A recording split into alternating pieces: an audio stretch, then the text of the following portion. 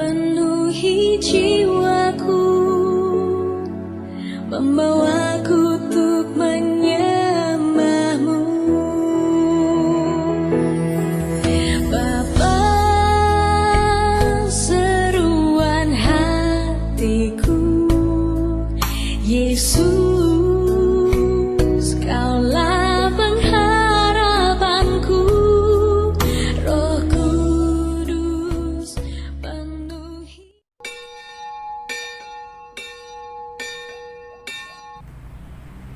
Salam Bapak Ibu, saudara-saudari yang dikasihi Tuhan. Sebelum kita memulai ibadah pesta Pentakosta yang kedua, marilah kita berdoa dalam hati kita masing-masing.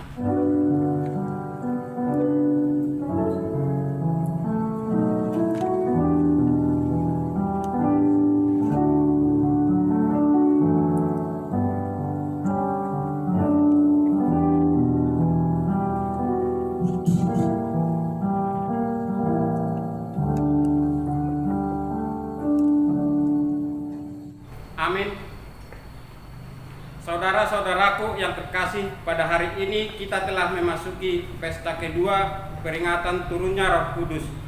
Melalui peringatan hari ini, kita dimohon supaya semakin memperlihatkan kepribadian kita yang hidup oleh kuasa Roh Tuhan. Marilah kita memuji Tuhan. Mari kita bernyanyi.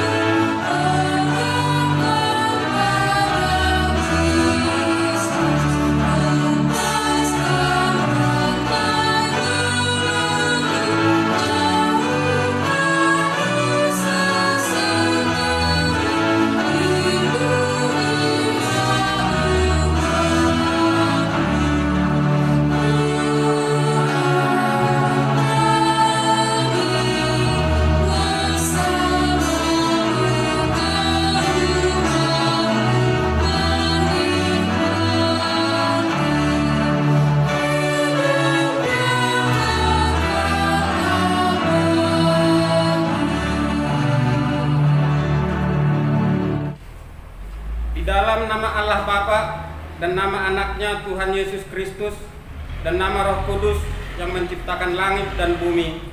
Amin. Dari Sion, puncak keindahan, Allah tampil bersinar.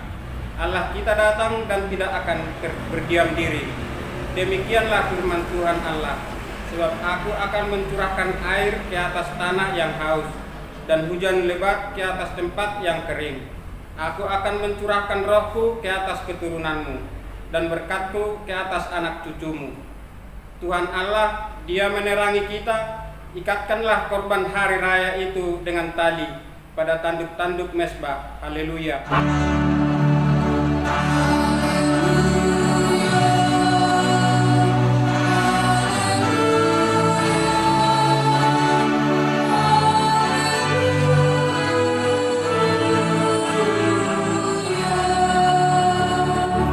Kita berdoa. Ya Tuhan Yesus, kami berterima kasih kepadamu karena Engkau memanggil kami masuk ke dalam gereja yang Engkau dirikan di dunia ini. Berilah Roh Kudus ke dalam hati kami, dan supaya kami mengaku bahwa Engkaulah sumber hidup kami, dan supaya kami bertaut dengan Engkau melalui iman yang benar itu, dan supaya kami dengan penuh sukacita memuliakan nama-Mu yang terpuji sampai selama-lamanya. Amin. Mari kita bernyanyi.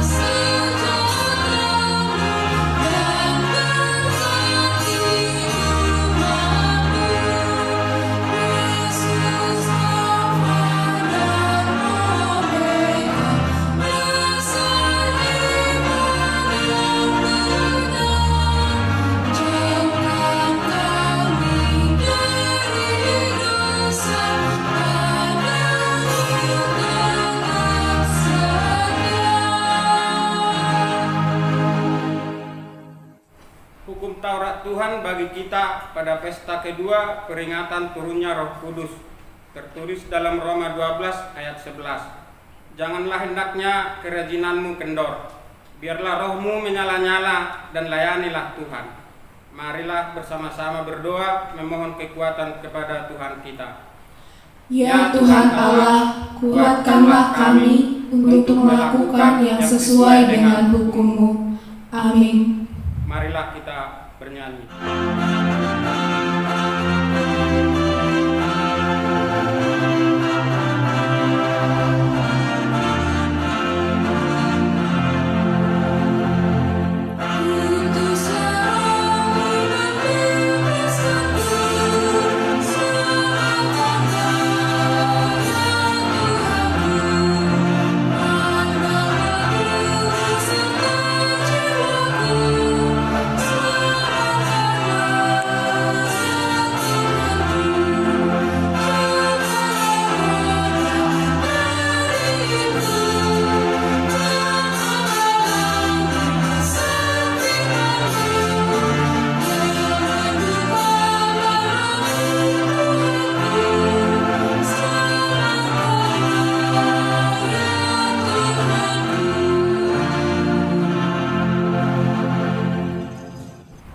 Marilah kita mengaku dosa kita di hadapan Tuhan. Kita berdoa. Ya Allah, Bapa kami yang di sorga, Engkau mengampuni dosa kami orang yang hina dan tercela ini di dalam nama anak kesayangan-Mu. Kasihanilah kami, orang yang berduka cita yang berdosa ini. Nyatakanlah di dalam hati dan jiwa kami ini akan keampunan segala dosa dan kesalahan kami itu. Karuniakanlah Roh Kudus bagi kami untuk memberi kekuatan, keteguhan dan ketetapan hati supaya iman kami tidak tergoyahkan. Saat ini juga kami harus menghadapi pandemi COVID-19 yang masih belum berakhir dari dunia ini. Tunjukkanlah ya Tuhan kuasa-Mu dan kekuatan-Mu untuk memulihkan kami kepada ketentraman dan damai dalam kehidupan kami. Ya Roh Kudus, penghibur orang yang berduka, sembuhkanlah segala penyakit dan penderitaan kami karena dosa. Tinggallah bersama kami agar kami senantiasa bergembira dan penuh gairah melakukan kehendak-Mu. Engkaulah sumber pengasihan dan pengampunan. Janganlah lupakan kami. Amin.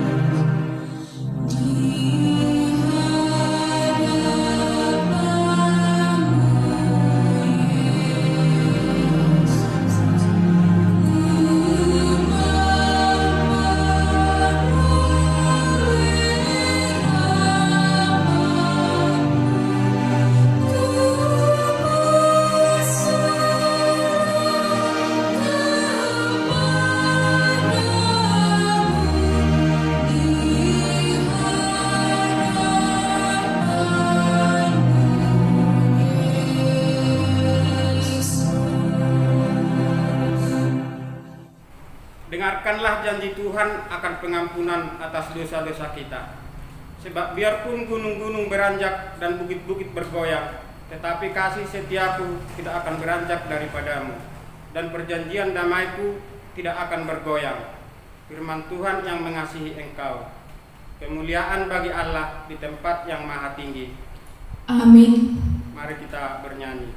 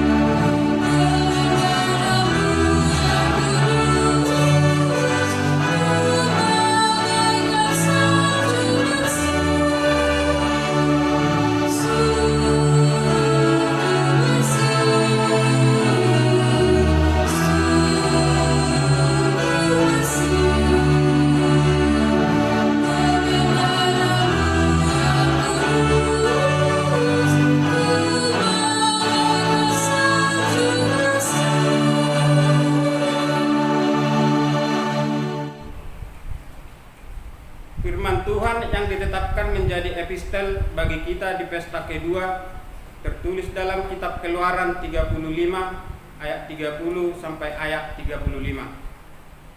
Kita baca secara responsoria. Demikian.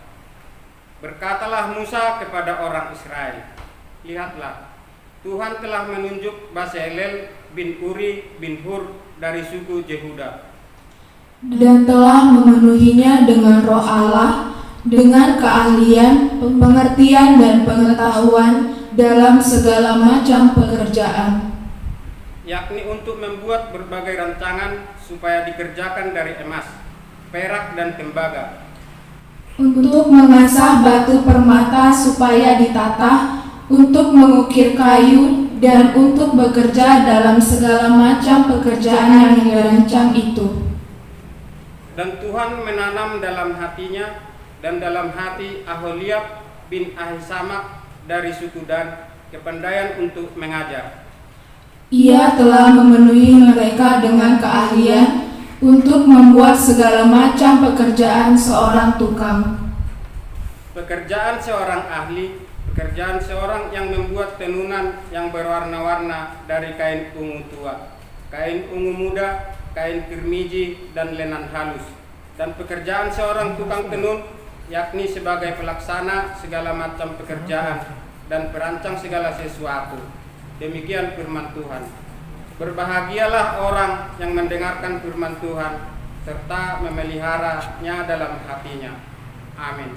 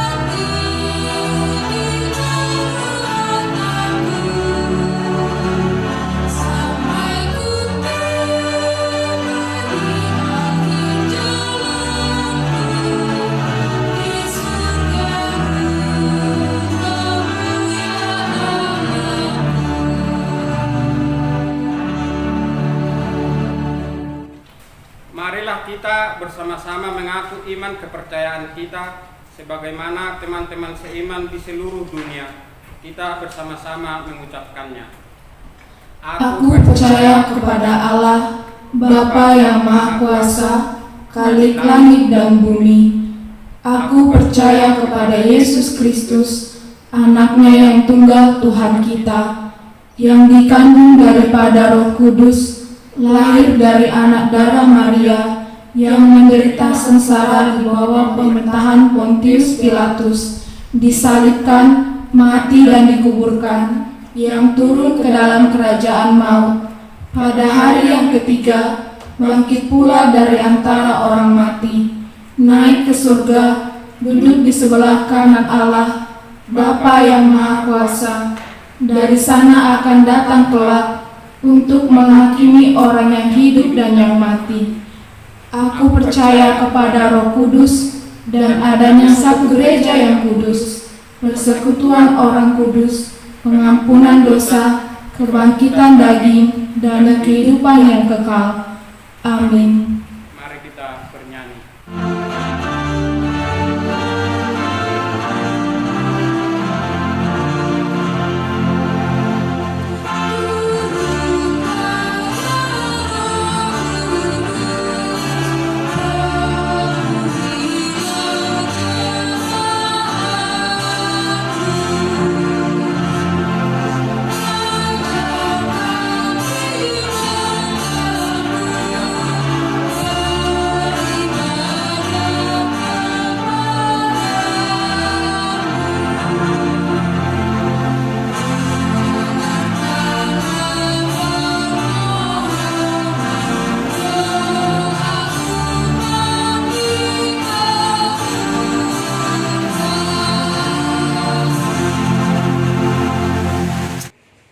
Marilah kita berdoa. Damai sejahtera Allah yang melampaui segala akal dan pikiran, itulah kiranya yang memelihara hati dan pikiranmu dalam Kristus Yesus Tuhan kita. Amin. Saudara-saudara yang terkasih dalam Kristus Yesus, kita disapa oleh firman Tuhan pada pesta kedua turunnya Roh Kudus pada saat ini, yang tertulis dalam 1 Korintus pasal 2 ayat 1 sampai ayat 5. Demikian firman Tuhan. Demikianlah pula ketika aku datang kepadamu, saudara-saudara, aku tidak datang dengan kata-kata yang indah atau dengan hikmat untuk menyampaikan kesaksian Allah kepada kamu. Sebab aku telah memutuskan untuk tidak mengetahui apa-apa di antara kamu selain Yesus Kristus, yaitu Dia yang disalibkan. Aku juga telah datang kepadamu dalam kelemahan dan dengan sangat takut dan gentar. Baik perkataanku maupun pemberitaanku tidak kusampaikan dengan kata-kata hikmat yang meyakinkan, tetapi dengan keyakinan akan kekuatan Roh, supaya iman kamu jangan bergantung pada hikmat manusia, tetapi pada kekuatan Allah. Demikian firman Tuhan. Saudara-saudara yang terkasih dalam Kristus Yesus, Paulus kembali menekankan tentang bagaimana ia melakukan pemberitaan Injil bukan dengan kekuatannya, bukan dengan hikmat yang dia miliki, tetapi dengan kekuatan Allah. Ucapan-ucapan Paulus dalam pemberitaan Injil bukan dengan kata-kata hikmat yang meyakinkan, tetapi dengan keyakinan akan kekuatan Roh. Kata hikmat yang meyakinkan dalam bahasa Yunani dikatakan peitos, yang artinya bujukan. Menurut Paulus dalam pemberitaan Injil, Paulus tidak pernah membujuk orang untuk mempercayai Injil yang dia beritakan. Pemberitaan Injil bukanlah suatu bujukan, tetapi suatu deklarasi pemberitaan Injil bukanlah suatu bujukan sehingga memerlukan hikmat manusia untuk meyakinkan orang. Tetapi pemberitaan Injil adalah deklarasi tentang Kristus Yesus yang bangkit. Kristus Yesus yang telah mengalahkan kematian dan memberikan kita kehidupan yang kekal. Itu sebabnya saudara-saudara, kita sebenarnya tidak perlu membujuk orang supaya mempercayai Injil. Kita tidak perlu membujuk orang supaya menjadi seorang Kristen. Yang perlu kita lakukan adalah mendeklarasikan Injil itu sendiri dengan keyakinan bahwa Roh Kudus akan bekerja dalam diri setiap orang supaya mereka percaya kepada Injil Yesus Kristus yang menyelamatkan. Firman Allah bukan menuntut kita untuk menolak semua kapasitas dan cara pendekatan wajar kemanusiaan. Isi dari pemberitaan itu bukan soal memakai atau tidak memakai, tetapi bergantung pada apa atau siapa yang kita dalam melakukan pelayanan. Saudara-saudara, kita harus sadar bahwa semua kapasitas manusia selalu ada segi baiknya, tetapi juga dapat membawa kecemaran dan kebengkokan dari sifat dosa. Maka kita tidak perlu harus memusuhi, juga tak boleh mengandalkannya. Kita harus mengandalkan kuasa Roh dan kuasa yang terdapat di dalam Injil Kristus. Semua kapasitas manusia adalah sarana yang harus dikuduskan dan ditopang oleh kuasanya, bukan sebaliknya. Dalam beberapa tahun terakhir ini, kita memang melihat banyak sekali orang terkesima dengan kata-kata dari figur motivator. Tampaknya motivator menjadi figur yang digemari masyarakat dalam beberapa tahun belakangan ini. Kata-kata para motivator seolah menjadi sabda yang wajib didengar, sehingga tidak heran beberapa stasiun radio dan televisi kemudian memiliki program khusus bagi mereka. Tapi perlu diselidiki, apakah orang Kristen lebih menggemari kata-kata motivator dibanding mendengar firman Tuhan? Apakah kita lebih mencintai dan menyukai hikmat manusia, atau kita mencintai dan didorong oleh Roh Kudus? Apa yang kita hadapi hari ini juga menghantar kita untuk melihat dua hal. Apakah kita menghadapi masa-masa sulit ini dengan hikmat manusia, atau kita mengandalkan Roh Kudus? Kita hidup bergantung di dalam Roh Kudus, atau justru kita hanya memakai hikmat manusia? Saudara-saudara yang terkasih, kalau kita kembali kepada kondisi jemaat Korintus, memang ada dua jenis pandangan tentang salib yang hidup di jemaat Korintus. Yang pertama adalah pandangan Yunani. Mereka mengutamakan ilmu pengetahuan dan filsafat. Tidak percaya jika Kristus yang tersalib itu bangkit. Maka bagi mereka salib adalah kebodohan. Kedua, pandangan orang-orang Yahudi. Mereka mengutamakan kuasa Allah. Tidak percaya jika Yesus yang dianggap Mesias mati disalib. Bahkan bagi mereka salib adalah simbol dosa, simbol maut. Sebab menurut persepsi dan harapan mereka, Mesias itu harus kuat, Mesias itu harus tangguh, Mesias itu harus perkasa. Paulus melihat bahwa jemaat Korintus masih dipengaruhi oleh pandangan-pandangan itu, pandangan Yunani dan pandangan Yahudi. Itulah hikmat manusia. Itu sebab Paulus menyampaikan kepada jemaat Korintus bagaimana hikmat Allah yang sesungguhnya. Hikmat Allah yang sesungguhnya adalah hikmat yang didorong dan bergantung kepada Roh Kudus, bukan kepada hikmat duniawi. Paulus melihat bahwa jemaat Korintus hanya bergantung kepada hikmat dunia, bukan kepada Roh Kudus. Ini menjadi bahagian yang penting dalam kehidupan kita.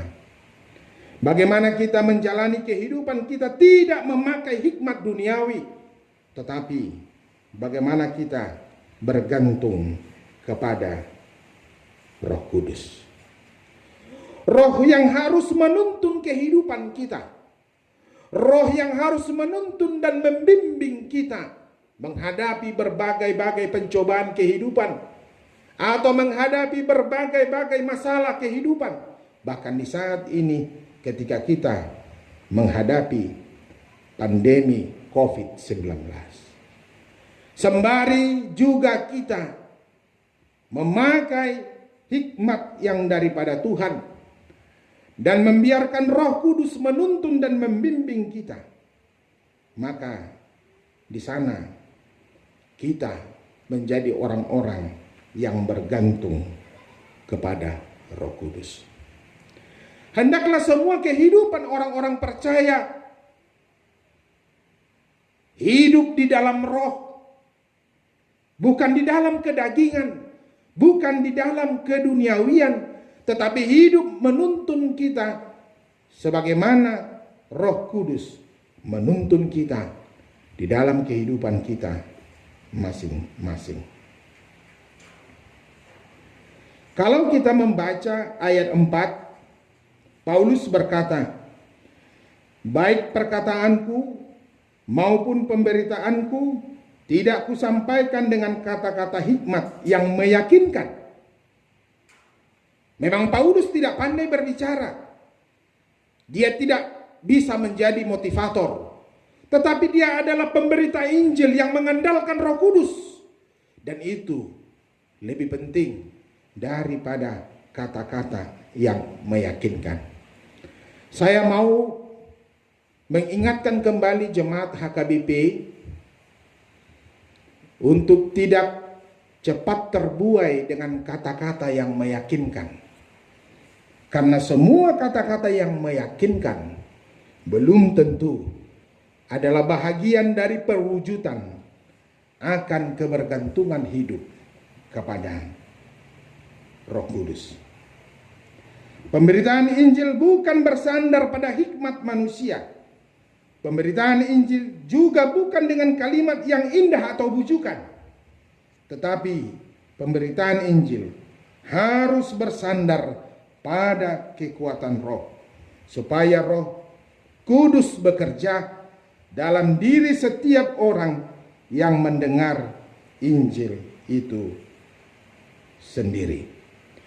Saudara-saudara, jika pemberitaan Injil yang kita lakukan bersandar pada kekuatan Roh Kudus, maka Allah akan mendemonstrasikan kuasanya dalam pemberitaan Injil yang kita lakukan. Pada pesta kedua, peringatan turunnya Roh Kudus ini, kita diingatkan bagaimana kita hidup oleh kuasa Roh Kudus.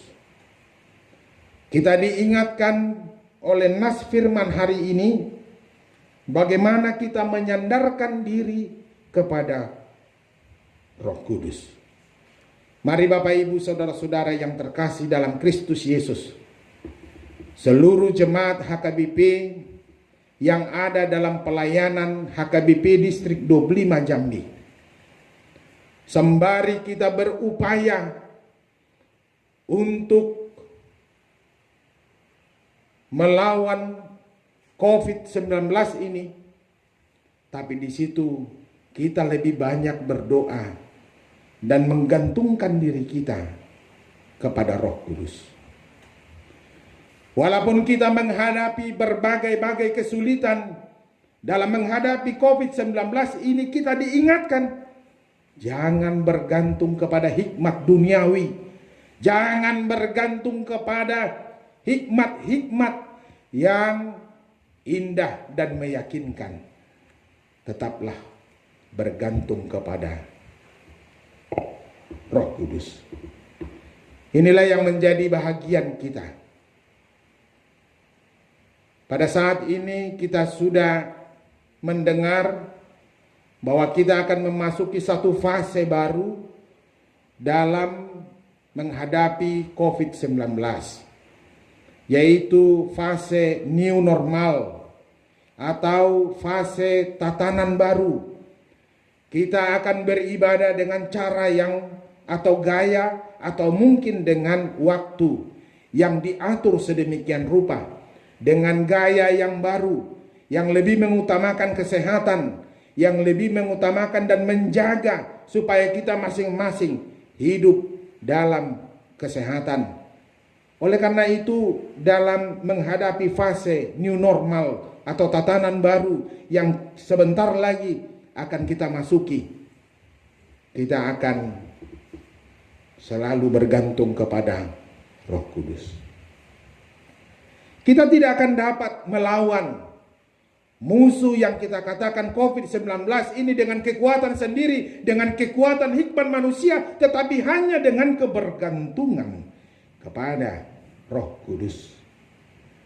Supaya kita jangan melenceng dari pusat iman kita, yaitu iman kita kepada Kristus.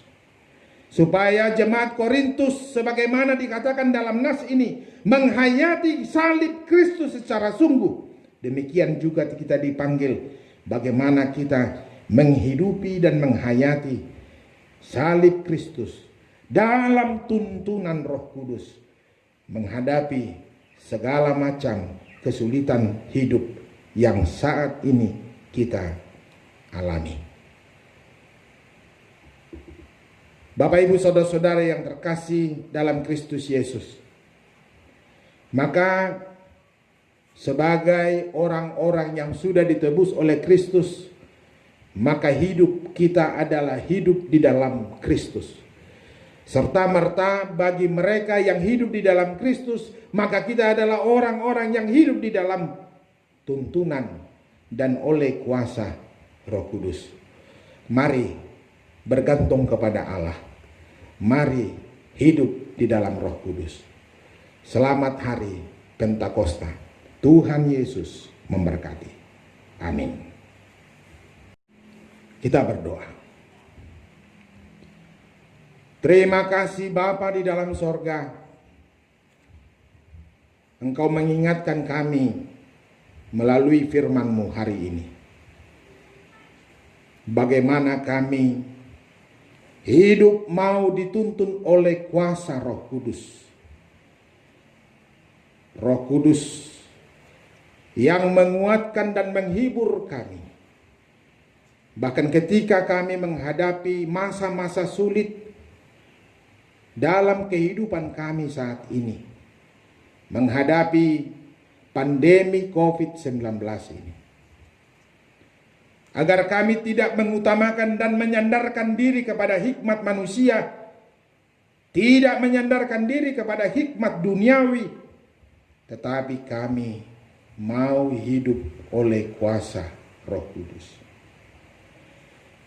Ada banyak jemaat-Mu hari ini yang khawatir dan takut oleh karena pandemi COVID-19 ini. Ada beberapa dari anggota jemaat-Mu yang harus kehilangan pekerjaan karena pandemi COVID-19 ini. Tapi kami tahu satu hal, bila kami berharap dan bergantung di dalam Roh Kudus, Engkau menuntun kami. Sebagaimana Tuhan menghendaki kami hidup di dalam damai sejahtera. Bersegeralah Tuhan, Engkau bertindak bagi kami, bagi muka bumi ini, agar kami segera mendapatkan dan meraih sukacita karena kekuatan di dalam Roh-Mu.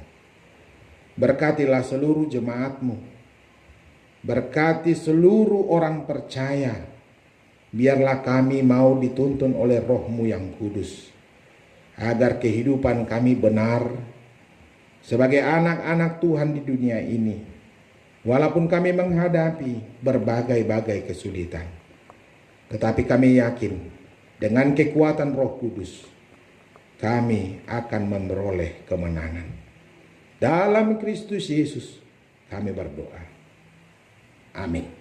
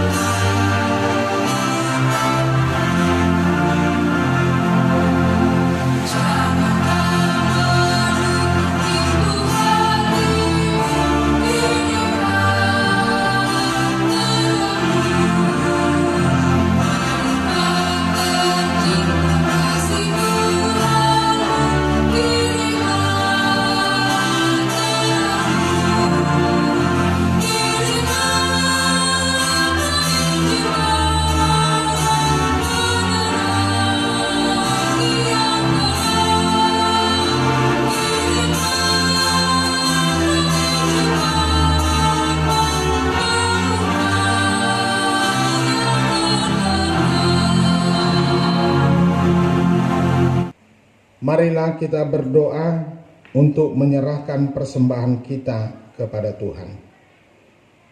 Ya Allah Bapa kami yang di sorga, kami mengaku bahwa Tuhan adalah sumber dari segala karunia yang melimpah dalam kehidupan kami masing-masing. Sebahagian daripada karunia itu, kami serahkan kembali sebagai persembahan kepada Tuhan. Terimalah dan berkatilah persembahan umat-Mu ini, agar dapat kami pergunakan untuk pekerjaan dan pelayanan kerajaan Tuhan di dunia ini. Bukalah hati kami untuk mengenal betapa banyak berkat dan karunia yang kami peroleh dari Tuhan, supaya kami senantiasa bersyukur kepadamu di dalam nama Yesus Kristus Tuhan kami. Amin.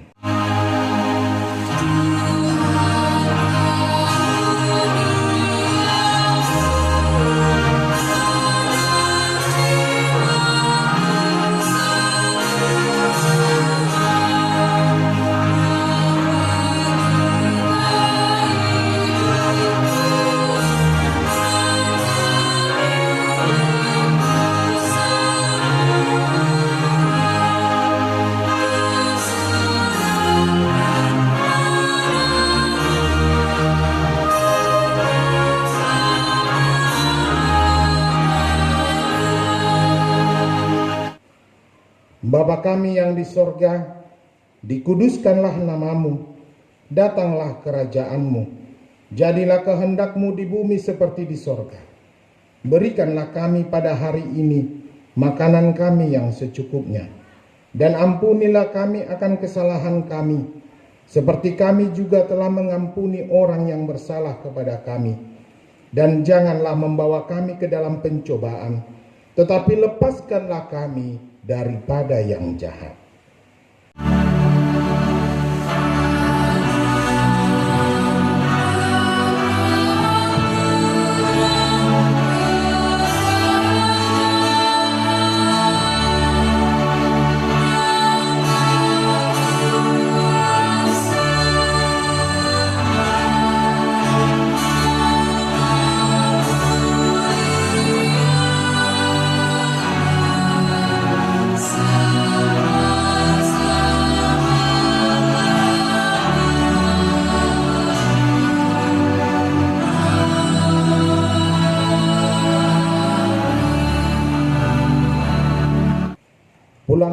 sejahtera dan terimalah berkat Tuhan.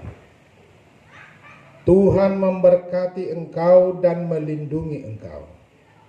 Tuhan menyinari engkau dengan wajah-Nya dan memberi engkau kasih karunia. Tuhan menghadapkan wajah-Nya kepadamu dan memberi engkau damai sejahtera. Amin.